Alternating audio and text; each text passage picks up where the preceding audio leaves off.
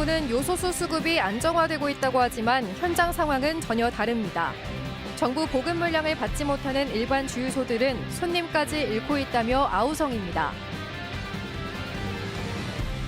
과밀학급 해소를 위해 청주의 한 초등학교에서 추진 중인 이동식 건물 모듈러 교실에 대한 학부모의 반발이 커지자 교육청이 결국 사업을 잠정 중단했습니다. 교통 흐름을 원활히 하려고 곳곳에 만들고 있는 회전교차로. 교통량이 늘다 보니 오히려 체증이 심해져 다시 신호등 교차로로 되돌리려는 곳도 있습니다. 화재 같은 재난 상황에 취약한 장애인이나 노인들을 위해 초록빛 LED 등과 소리로 대피를 안내하는 맞춤형 경보 시스템이 개발됐습니다. 여러분 안녕하십니까? 계속해서 충북 소식입니다. 어제 충북 코로나19 발생 현황부터 알아보겠습니다. 신규 발생 확진 환자는 21명입니다.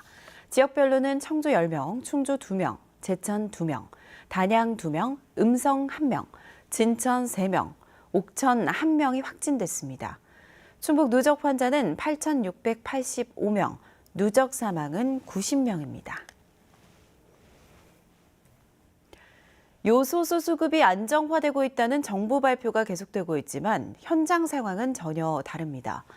거점 주유소는 발표량과 보유량이 달라 혼란이 이어지고 있고 그마저도 없는 일반 주유소들은 요소수 때문에 주유 손님까지 뺏기고 있다고 아우성입니다.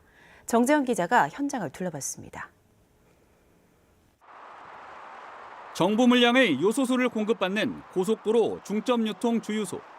정부가 오후 2시에 발표한 현황 자료에는 391리터 남은 걸로 돼 있지만 요소수는 없습니다. 오전 중에 이미 바닥이 났는데 정부가 그 전에 재고량을 취합해 발표했기 때문입니다. 요소수를 넣기 위해 고속도로까지 오는 것도 불편한데 발표마저 믿을 수 없는 겁니다. 이런 상황은 저녁 8시가 돼야 현황에 반영됩니다. 검색해서 왔는데 요소수가 있다고 해서 왔는데 없어요. 못 놓고 다시 가야 돼요. 딴 데 찾으러. 이 물량조차 받을 수 없는 일반 주유소들은 요소수를 구경한 지 오래입니다. 수급이 안정화되고 있다는 정부 발표에 문의가 빗발치지만 여전히 기존 거래처에서는 정부 물량을 대느라 여력이 없다는 답만 되풀이됩니다. 일부러 안 판다는 오해를 한 고객이 민원을 접수해 환경부 조사를 받은 주유소도 있습니다. 업무를 보지 못할 정도로 다 전화가 많이 왔었고요. 왜 주유소에서 판매를 하지 않고 있냐. 언론에서 보면 주유소에서 일반적으로 공급되고 있는데 여기서는 왜 판매가 안 되냐. 그런 식으로 저희들한테 항의도 하고 계십니다.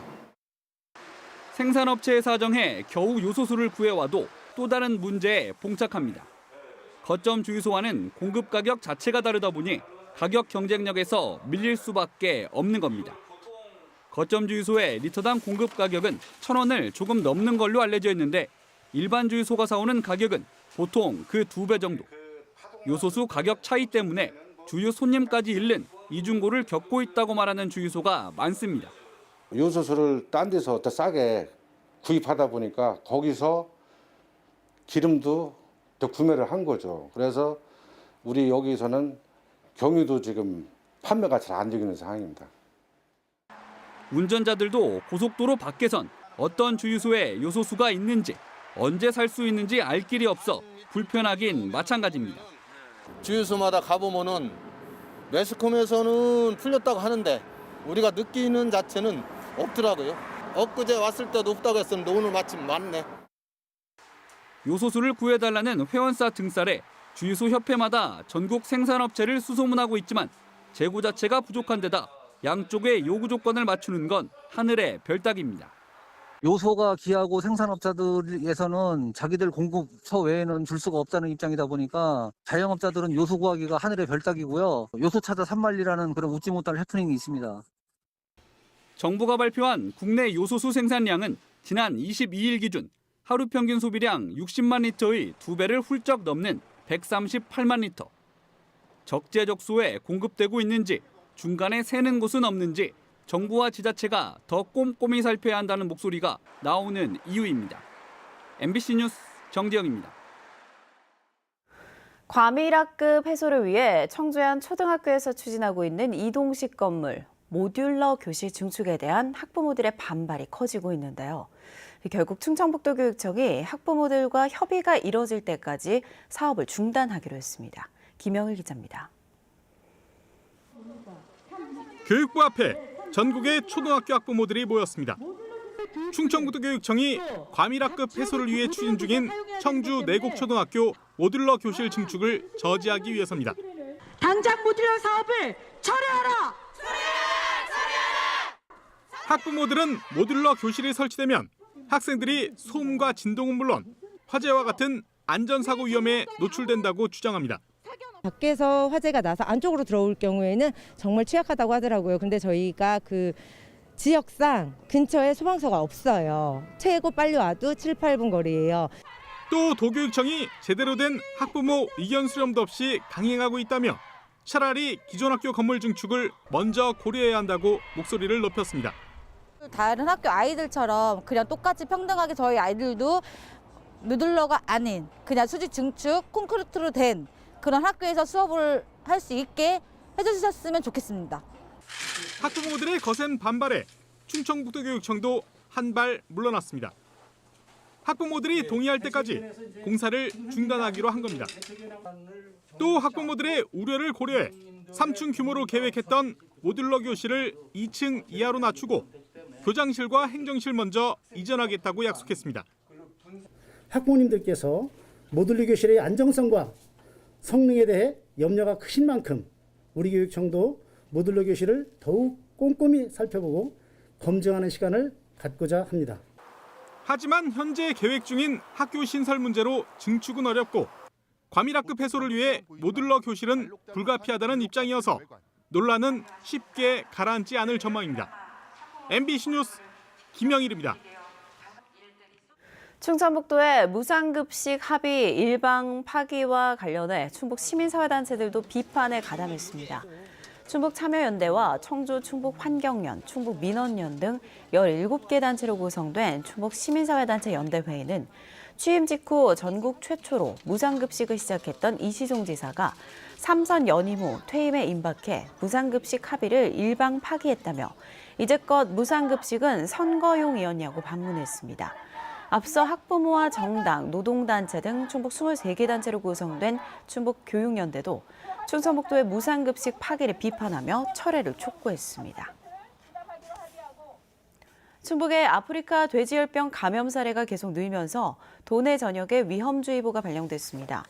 충청북도에 따르면 지난 23일 단양 단성면 대잡리 월악산 국립공원에서 포획한 멧돼지 한 마리가 도내에서 7번째로 아프리카 돼지열병 확진 판정을 받았습니다.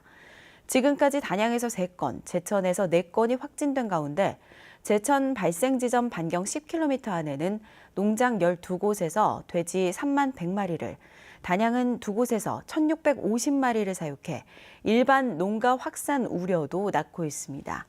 방역당국은 농가별 울타리와 기피제 설치를 비롯해 다음 달 20일까지 발생 지점 반경 3km 내 울타리 설치도 추진하고 있습니다.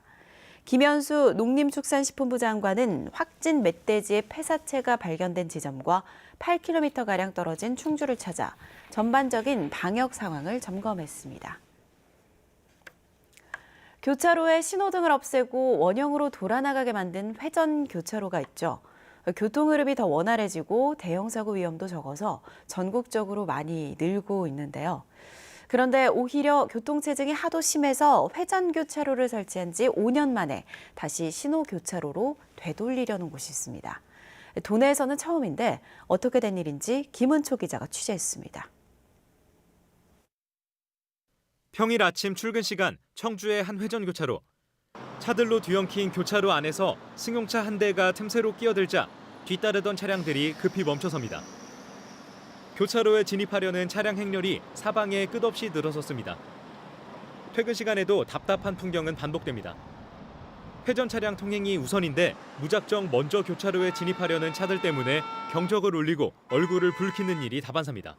평소에 이쪽 길을 지나다닐 수가 없어요. 이제 회전 교차로에서 특히 이게 차들이 너무 많아가지고 이제 조금만 이렇게 가려고 그러면 양쪽으로 차들이 굉장히 많이 오고. 이곳은 세종과 대전으로 향하는 주요 길목으로 지난 2016년 통행시간 단축을 기대하면서 회전교차로를 설치했습니다. 하지만 몇 년 사이 인근에 대단위 주거단지 개발이 이뤄지고 세종시 인구가 늘면서 통행량이 급격히 증가해 정체가 심해졌습니다. 교통사고도 끊이지 않자 결국 청주시는 5년 만에 다시 예전처럼 신호교차로로 전환하는 방안을 검토하고 있습니다. 통행 기중량에 많이 오버돼서 통행한 것으로 예측되고 있고요. 회전교차로를 신호교차로로 전환하는 방안을 협의하도록. 회전교차로의 통행량이 일정 수준을 넘어서면 오히려 통행이 어려워지기 때문에 국토교통부는 아침 출근 시간 기준 진입량이 차로당 500대가 넘으면 신호교차로로 바꿀 것을 권장하고 있습니다. 진입차로가 7개인 이곳은 이미 2년 전부터 기준을 초과했습니다. 교통사고가 많이 발생하고 대신에 교통량 수준은 좀 낮은 교통량 기준을 넘어가는 경우는 운행 효율은 회전교차로보다는 신호교차로가 더 높다고 볼 수 있습니다. 전국적으로 회전교차로 전환이 빠르게 늘고 있는 가운데 청주에서도 2018년부터 매년 2곳씩 새로 설치됐습니다. 하지만 교통정체 때문에 다시 신호교차로로 되돌리는 건 이번이 도내에서 처음이고 전국적으로도 드문 일입니다. 상습 정체 지역의 경우 향후 교통량 증가 수준까지 면밀히 예측해 회전교차로 설치 여부를 결정하는 게 필요해 보입니다. MBC 뉴스 김우초입니다. 화재 경보가 울리면 비상구를 찾아 대피하는 건 간단해 보이지만 실제 재난 상황에서는 당황하기 쉽죠. 상황을 인지하기 어려운 발달장애인이나 거동이 불편한 어르신들에게는 더욱더 쉽지 않은 일인데요. 이런 어려움을 극복하기 위해 음성소방서에서 전국 최초로 맞춤형 경보 시스템을 개발해 도입했습니다. 이지연 기자입니다. 지난 2018년 겨울밤 화재로 집을 잃은 85살 어르신. 자던 중에 난 불을 끄려다 화상을 입고 소방관이 오고 나서야 겨우 대피했습니다. 발달장애를 갖고 혼자 살면서 119 신고나 소화기를 작동하기 어려워 생긴 일. 옆집으로 번질 정도로 불이 커 자칫 크게 다칠 뻔했습니다. 이 수돗물을 받아놓은 걸 그냥 뭐 머리 탁을 머리 막 비벼서 끄고 그냥 그랬어. 같은 상황이 반복되지 않도록 음성소방서에서 전국 최초로 재난 취약계층을 위한 소방시설을 개발했습니다. 연기나 불을 감지하면 초록빛 LED 등이 켜지며 소리를 내는 유도장치가 핵심입니다. 한 발달장애인이 소방교육 과정에서 비상구를 보고 건너야 하는 신호등이라고 답한 데서 착안해 쉽게 이해할 수 있도록 만들었습니다. 불이 났을 때 회피 본능으로 숨어버리는 경향이 많이 나타나셨어요. 그래서 이분들이 불이 났을 때 밖으로 신속하게 대피할 수 있도록 긴급 신고나 초기 진화는 주변에서 돕도록 만들었습니다. 화재 경보기 반경 4km까지 신호를 받을 수 있는 사이렌을 집 밖이나 마을 대표 집 등에 설치해 이웃 주민들이 비상 상황을 즉시 알 수 있도록 했습니다. 네, 어디 나가도 불 났으면 울리고 그래서 제가 마음을 놓고요 더 나은 것 같아요. 발달 장애인뿐만 아니라 시청각 장애인, 거동이 불편한 어르신에게도 도움을 줄 것으로 기대되는데 12만 원 넘는 가격이 부담될 수 있어 예산 확보가 관건입니다. 재난 취약계층을 대상으로 우선적으로 확대 보급할 예정입니다. 도의에서도 예산을 세워서 적극 추진을 하도록 하겠습니다. 화재로 숨지는 장애인은 10만 명당 1.5명으로 비장애인의 2.5배에 이릅니다. 재난 취약계층을 위한 한 소방관의 생각은 우수 정책안으로 인정받아 서울과 경기 등 다른 자치단체에도 보급될 예정입니다. MBC 뉴스 이지연입니다.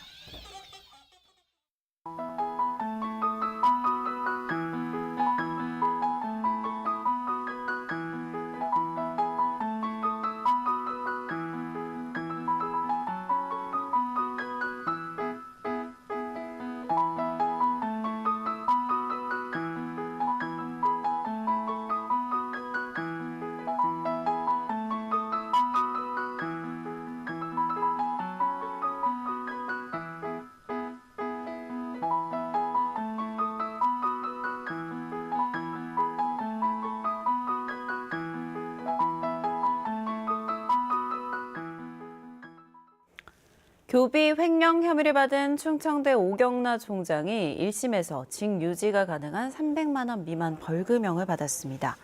청주지법 형사 2단독 이동호 부장판사는 수천만 원 교비를 횡령해 이사회 경비 등으로 쓰고 법인회계로 전출한 혐의에 대해 모두 유죄로 인정하면서 오경나 총장과 전 유선규 총장에 대해 벌금 200만 원을 선고했습니다. 이 부장판사는 범행이 가볍지 않지만 개인 이익을 취한 것으로 보이지 않고 경영난 때문인 점, 원래 용도로 반환한 점 등을 참작했다고 밝혔습니다.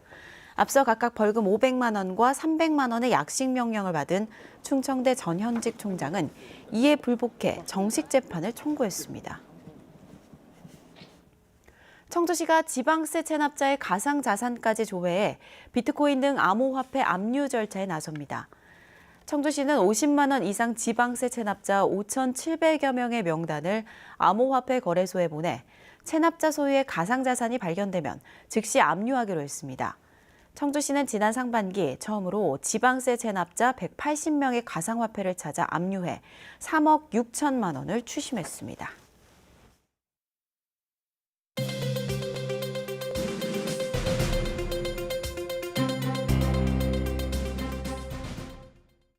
괴산군도 상생국민지원금 제외자 등에게 자체 지원금인 희망괴산지원금을 지급하기로 했습니다.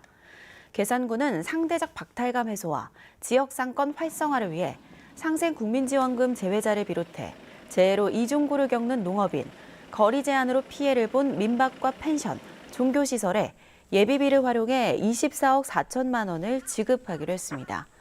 농민재난지원금은 가구당 20만 원, 민박과 펜션, 종교시설 경영안전지원금은 한 개소당 20만 원을 지급합니다. 신청은 다음 달 1일부터 31일까지 받고 괴산사랑 상품권 또는 계산사랑 카드로 지급합니다. 충북도 내 무역 규모 1위인 청주시의 수출 성장세가 16개월 만에 마이너스를 기록했습니다.